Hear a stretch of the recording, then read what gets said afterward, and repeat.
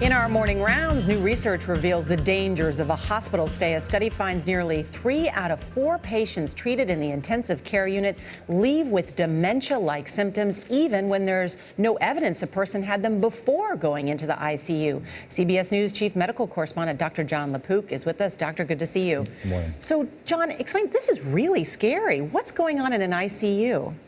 Well, what's even more scary is that at 3 months, about a third of these patients have changes that look like Alzheimer's or traumatic brain injury, and about a year, it persists. Maybe it's a little bit better.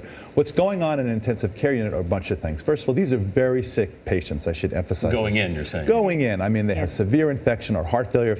A lot of them are on breathing tubes, okay? And they're also getting sedation. So we know that the sedation that people get to sort of knock them out can maybe lead to some delirium. And the other thing is that in an intensive care unit, it's a very disorienting environment. I don't know if you've ever been in one, but it's very noisy. There are machines going off. There's no sense of what's day and what's night. And so people can have changes in their mental status. This is not just older patients?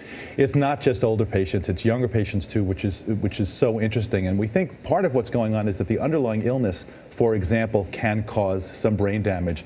When people have severe infection, there are microclots that can occur, and they can actually damage the brain. And what can relatives do if you've got someone who's in the ICU? What can they do to prevent this? Well, that's a great point, because since 2010, when this study was done, there's been a big movement across the United States to try to figure out what can we do that's better. One of the things that they're doing is just cutting down on sedation and trying to have people be more awake.